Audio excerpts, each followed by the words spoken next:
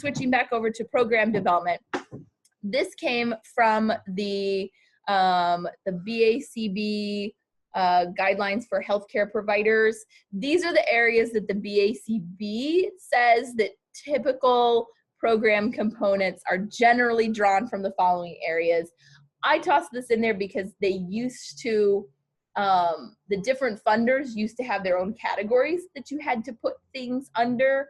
So TRICARE, probably 10 years ago now, TRICARE had like 12 categories, and you had to write what you were addressing in each of those categories. Most of the funders, insurance companies and stuff, have related everything back to medical necessity, the diagnosis, so communication, behavior, or social skills. But those are very broad, and you can kind of make almost any program fit under any of those in the way that you write it, which is great for flexibility purposes. But these are going to be kind of the more common termed areas that people might say they're working on. So adaptive and self-care skills, attending, social referencing, cognitive function, community participation, coping and tolerance, emotional development, family relationships, language and communication, play and leisure, pre-academics, reducing interfering or inappropriate behaviors, safety skills, self-advocacy and independence, self-management, social relationships, vocational skills. Again, even they say that's not all encompassing. That's just kind of a general idea as to like how we break things down, which you might notice covers, just about everything that a person can do, which is kind of the whole idea. But sometimes we have to spell that out to people that aren't familiar with ABA so that they realize that we can work on things. That doesn't mean that we're the only ones that can work on, let's say, language and communication.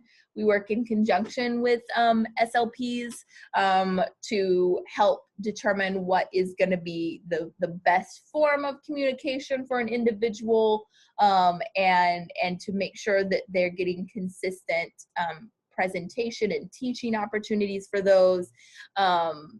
Same things with other professionals who work in different areas, OT, PT, those kinds of things, where we want to collaborate with and work on the goals for that individual. How's that individual going to be successful in a collaborative way? So we're not saying that we're the only ones we can work on stuff, but we do want to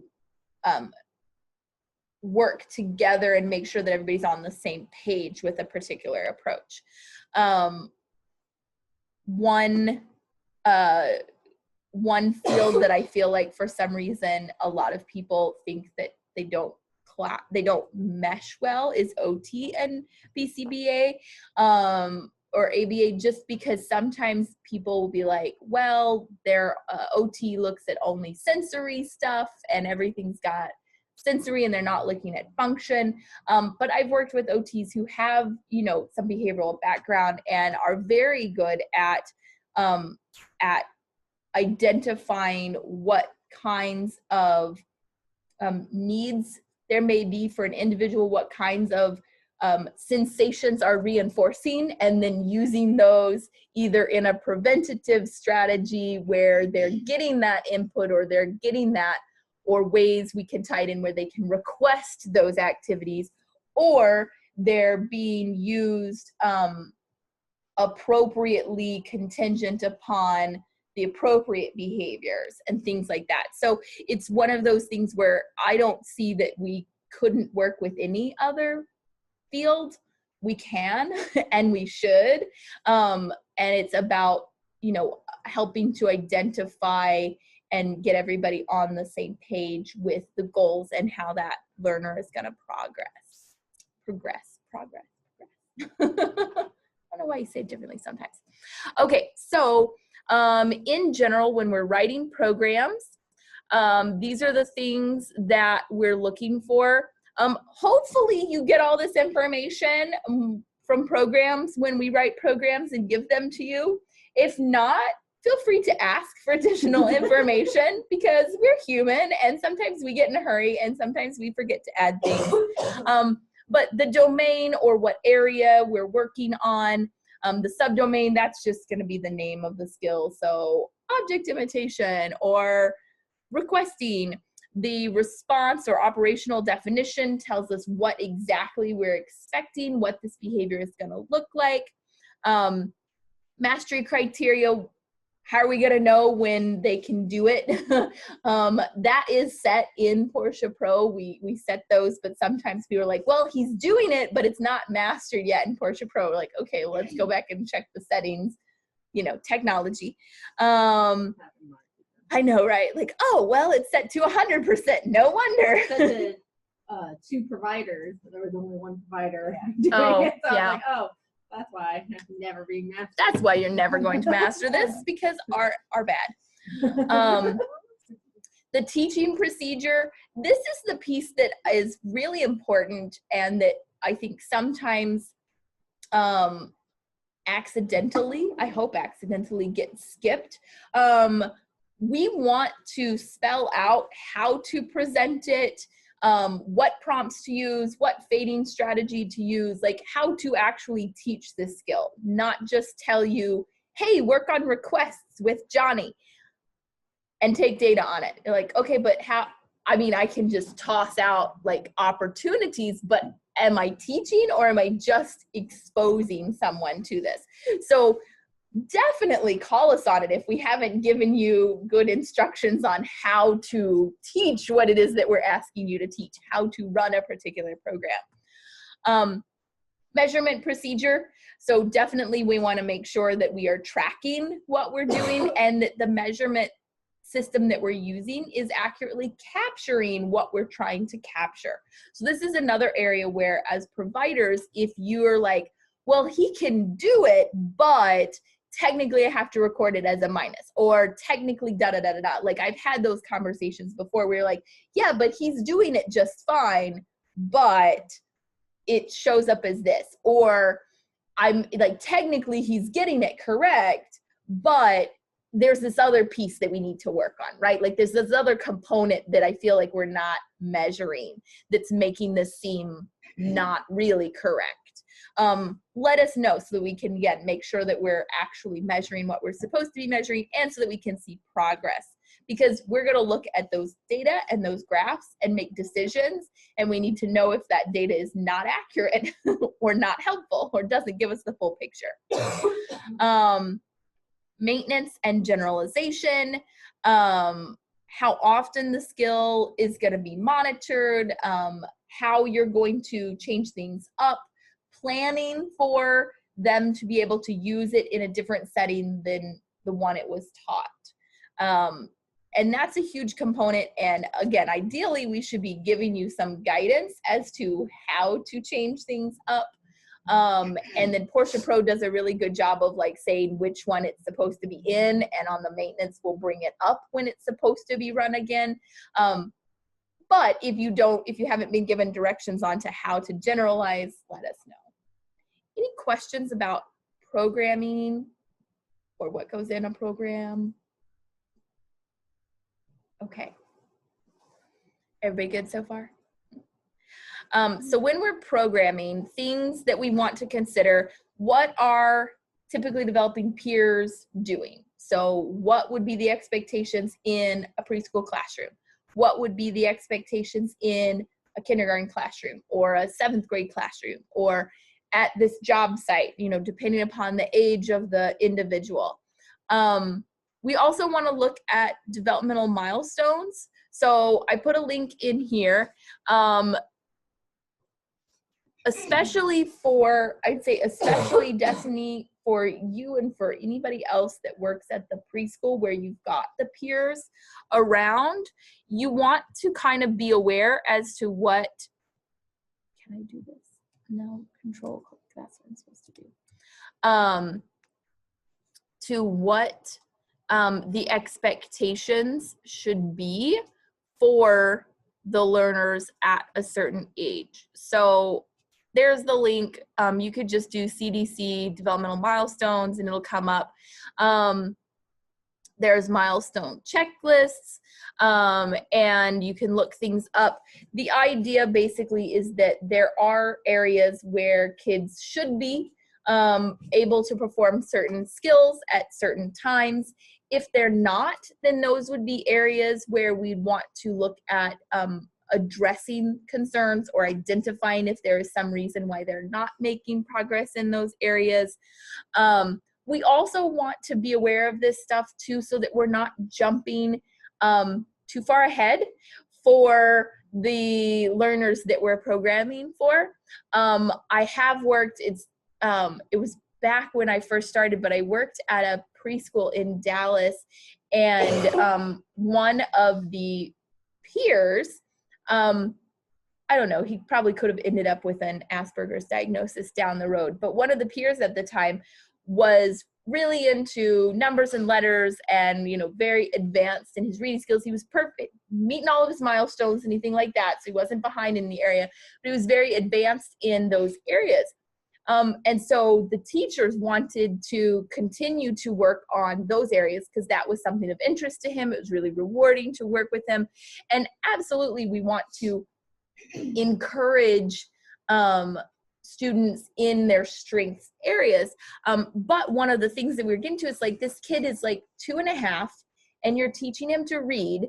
And although that is cool and he enjoys it, we want to be careful that we're not like jumping too far ahead, because what's going to happen, you know, what are some of the other skills that he could be working on that he should be getting close to mastering at 3, that by focusing on this really advanced skill are going to now set him apart and make him less likely to be able to play with his peers because he's not going to have anything in common with the other 3.5-year-olds, you know?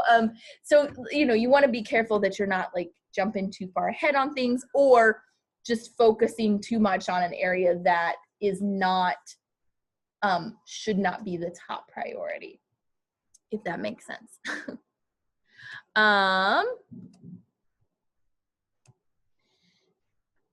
You also want to check to make sure if the skill is something that is age appropriate or in the correct developmental sequence. So we want to work on this thing. Are there things that they've skipped? Is this the next step?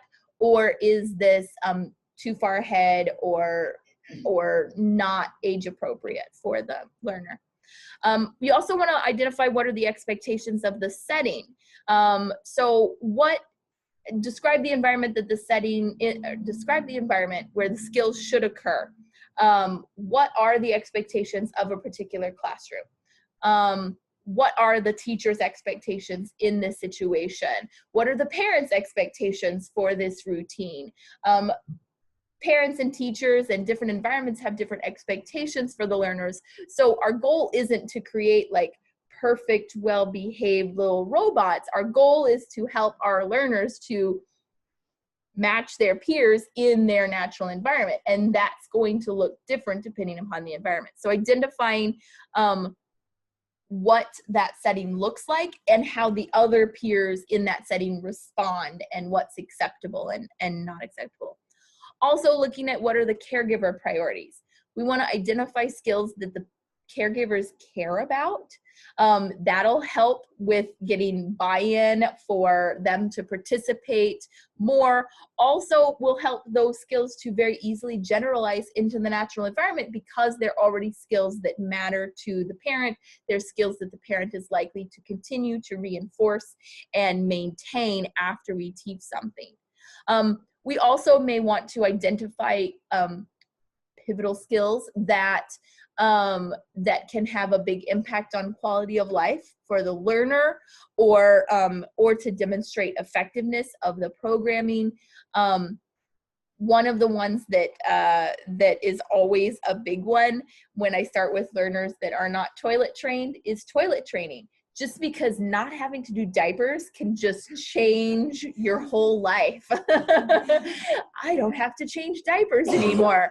And so that is something where, you know, if we can get in and work on that skill and help in that area, then that can have a big impact on the learner's life, because now they're more independent, can have a big impact on the caregivers' interactions with the learner because they're not having to change their diapers all the time. Also things like functional communication. Can our learner make choices and have a voice? That can have a huge impact on the rest of the things that we do. Can my learner now imitate? If they can imitate, then that makes everything else so much easier to teach. So finding some of those key skills there. And then also determining what are the prerequisites for that skill. Does the learner have those prerequisites? And what are the components that go into the expectation that were the complex skill? So how can you help? Basically, what we want from RBTs would be reporting on the skills that the caregivers discuss or ask about. So if your parent is asking about reading comprehension, we need to respond to that.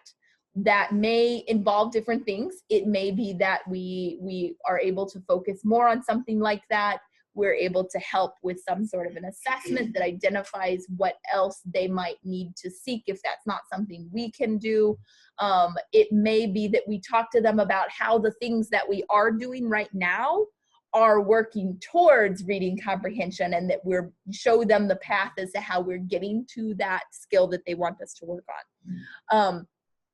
But ask, or not ask, you can't ask, but what they're asking about, what they're commenting to you on, what things they're noticing and saying, oh, it's great, they did this thing, or, well, I'm really concerned with this thing. Let us know so that we know what their priorities are. You also want to be able to identify the expectations of the environment, whether that's the home environment, the school environment, a community setting.